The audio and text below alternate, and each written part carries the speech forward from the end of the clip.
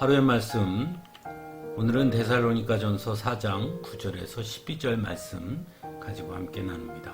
성경 봉독합니다. 교우들에 대한 사랑을 두고서는 여러분에게 더 쓸 필요가 없겠습니다. 여러분이 직접 하나님께로부터 서로 사랑하라고 하시는 가르침을 받아서 온 마게도니아에 있는 모든 형제 자매에게 그것을 실행하고 있기 때문입니다. 형제 자매 여러분, 우리는 여러분이 더욱더 그렇게 하기를 권면합니다. 그리고 우리가 여러분에게 명령한 대로 조용하게 살기를 힘쓰고 자기 일에 전념하고 자기 손으로 일을 하십시오.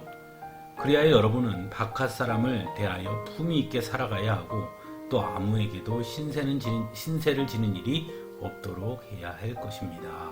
아멘.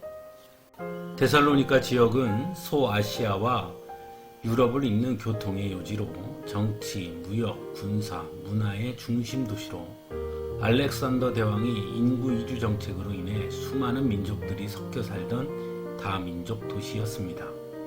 한마디로 매우 번창한 도시였고 다양한 민족들이 사는 다양한 문화가 공존하는 도시였습니다. 데살로니가 교회는 사도 바울의 2차 선교 여행 때 세워진 것으로 알려져 있습니다. 사도행전에 보면 사도 바울은 데살로니가에 복음을 전했지만 유대인들의 방해로 인해 오랫동안 데살로니가에 머무를 수는 없었습니다. 이후에 사도 바울은 데살로니가 교회에 디모데를 파송한 디모데를 통해 데살로니가 교회의 소식을 듣게 되지요. 그리고 그들에게 쓴 편지가 바로 데살로니가 전서입니다. 오늘 본문은 데살로니가 교회 성도들에 대한 칭찬과 권면을 담고 있습니다. 먼저 사도 바울은 데살로니가 교회 성도들에 대해서 두 가지를 칭찬합니다. 먼저는 하나님께로부터 가르침을 받은 것을 잘 실행했다는 것에 대한 칭찬이지요. 그리고 또 하나는 성도들 간에 서로 사랑한다는 것에 대한 칭찬입니다. 그래서 교우들에 대한 사랑을 두고서는 여러분에게 더 쓸 필요가 없겠다고까지 말할 정도였습니다. 권면의 내용은 먼저 조용하게 살기를 힘쓰고 자기 일에 전념하고 자기 손으로 일을 하라고 말합니다. 또한 바깥 사람을 대하여 품위 있게 살아가야 하고 아무에게도 신세를 지는 일이 없도록 해야 한다고 말합니다. 앞에서도 나누었듯이 데살로니가 지역은 그리 조용한 곳이 아니었습니다. 다민족이 살고 있고 다양한 문화가 함께 공존하는 곳이며 무역과 경제, 정치, 문화의 요충지였기 때문에 매일이 시끄러운 곳이었습니다. 그런 곳에서 조용하게 살기를 힘쓰라는 것은 곧 세상에 휩쓸리지 말아야 한다는 것을 뜻하는 것이겠죠. 요즘 말로 하면 세상 시류에 흔들리지 말라는 것입니다. 그저 성도로서 해야 할 일에 전념하라는 것입니다. 또한 교회 밖의 사람을 대할 때에도 품위 있게 살아야 한다고 말합니다.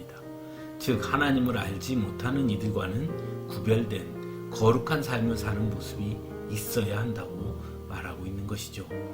또한 신세를 지는 일이 없도록 해야 한다고 말함으로써 경제적으로 세상에 매여서도 안 된다는 것을 분명하게 권면하고 있는 것입니다.